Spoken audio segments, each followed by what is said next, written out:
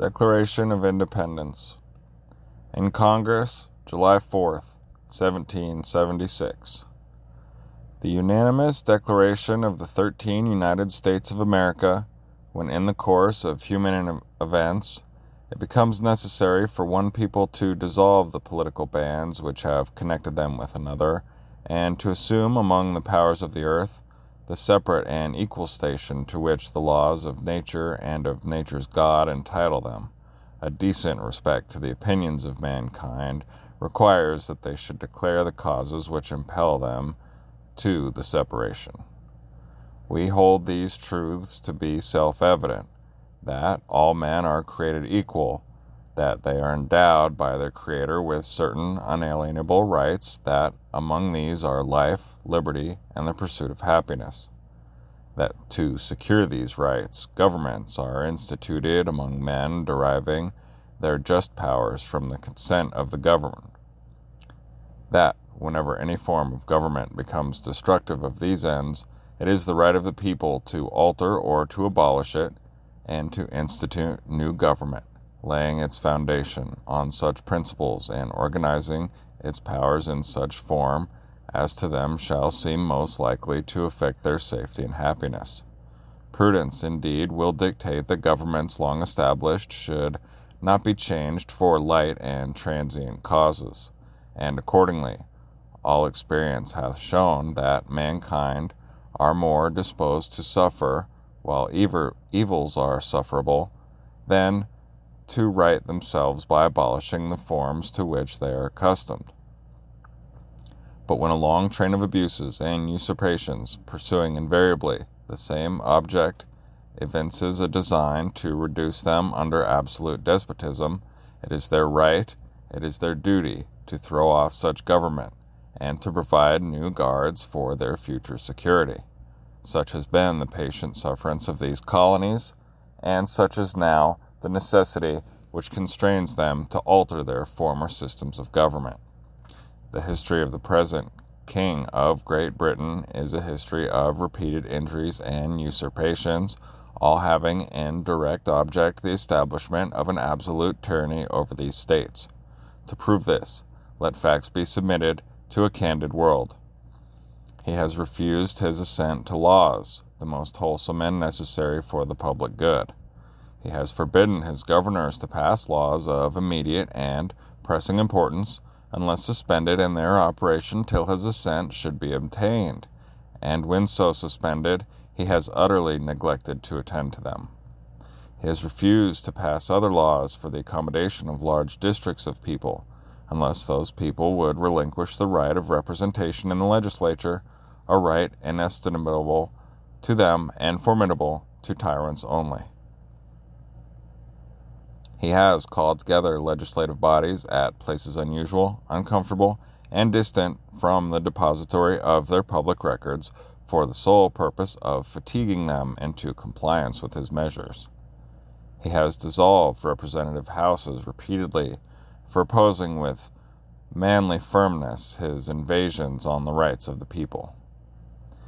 He has refused for a long time, after such dissolutions, to cause others to be elected, whereby the legislative powers, incapable of annihilation, have returned to the people at large for their exercise, the state remaining in the meantime exposed to all the dangers of invasion from without and convulsions from within. He has endeavored to prevent the population of these states, for that purpose obstructing the laws of naturalization of foreigners, refusing to pass others to encourage their migrations hither, and raising the conditions of new appropriations of lands. He has obstructed the administration of justice by refusing his assent to laws for establishing judiciary powers. He has made judges dependent on his will alone for the tenure of their offices and the amount and payment of their salaries. He has erected a multitude of new offices and sent hither swarms of officers to harass our people and eat out their substance. He has kept among us, in times of peace, standing armies without the consent of our legislatures. He has effected to render the military independent of and superior to the civil power. He has combined with others to subject us to a jurisdiction foreign to our Constitution and unacknowledged by our laws, giving his assent to their acts of pretended legislation.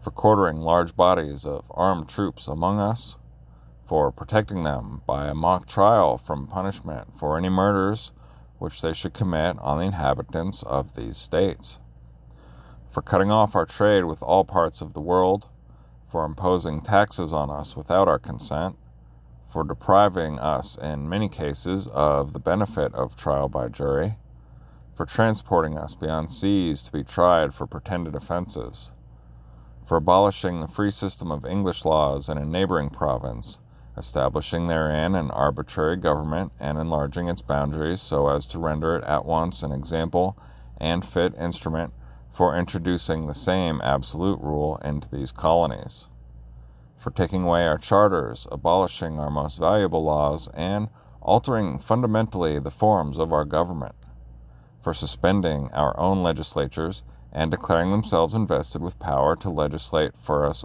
in all cases whatsoever. He has abdicated government here by declaring us out of his protection and waging war against us. He has plundered our seas, ravaged our coasts, burnt our towns, and destroyed the lives of our people. He is at this time transporting large armies of foreign mercenaries to complete the works of death, desolation, and tyranny, already begun with circumstances of cruelty and perfidy, scarcely paralleled in the most barbarous ages, and totally unworthy the head of a civilized nation. He has constrained our fellow citizens taken captive on the high seas to bear arms against their country, to become the executioners of their friends and brethren, to fall themselves by their hands. He has excited domestic insurrections amongst us, and has endeavored to bring on the inhabitants of our frontiers the merciless Indian savages, whose known rule of warfare is an undistinguished destruction of all ages, sexes, and conditions. In every stage of these oppressions we have petitioned for redress in the most humble terms. Our repeated petitions have been answered only by repeated injury.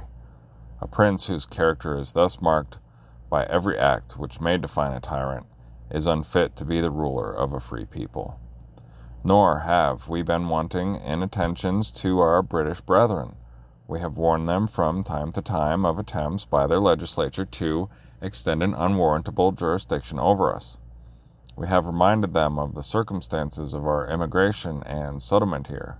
We have appealed to their native justice and magnanimity, and we have conjured them by the ties of our common kindred to disavow these usurpations, which would inevitably interrupt our connections and correspondence. They too have been deaf to the voice of justice and of consanguinity. We must, therefore, acquiesce in the necessity which denounces our separation, and hold them, as we hold the rest of mankind, enemies in war, in peace friends. We, therefore, the representatives of the United States of America in General Congress, assembled, appealing to the Supreme Judge of the world for the rectitude of our intentions, do, in the name and by authority of the good people of these colonies, solemnly publish and declare that these united colonies are, and of right ought to be free and independent states, that they are absolved from all allegiance to the British Crown, and that all political connection between them and the state of Great Britain is and ought to be totally dissolved, and that as free and independent states they have full power to levy war, conclude peace, contract alliances, establish commerce, and to do all other acts and things which independent states may of right do. And for the support of this declaration, with a firm reliance on the protection of divine providence, we mutually pledge to each other our lives, our fortunes, and our sacred honor. Georgia: Button Gwinnett, Lyman Hall, George Walton. North Carolina: William Hooper, Joseph Hughes, John Penn. South Carolina: Edward Rutledge, Thomas Hayward Jr., Thomas Lynch Jr., Arthur Middleton. Massachusetts: John Hancock. Maryland: Samuel Chase, William Paca, Thomas Stone, Charles Carroll of Carrollton, Virginia, George Wythe, Richard Henry Lee, Thomas Jefferson, Benjamin Harrison, Thomas Nelson Jr., Francis Lightfoot Lee, Carter Braxton. Pennsylvania, Robert Morris, Benjamin Rush, Benjamin Franklin, John Morton, George Clymer, James Smith, George Taylor, James Wilson, George Ross.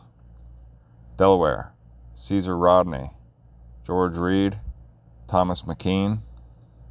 New York, William Floyd, Philip Livingston, Francis Lewis, Lewis Morris. New Jersey, Richard Stockton, John Witherspoon, Francis Hopkinson, John Hart, Abraham Clark. New Hampshire, Josiah Bartlett, William Whipple. Massachusetts, Samuel Adams, John Adams, Robert Treat Paine, Elbridge Gerry. Rhode Island, Stephen Hopkins, William Ellery. Connecticut, Roger Sherman, Samuel Huntington, William Williams, Oliver Walcott. New Hampshire, Matthew Thornton.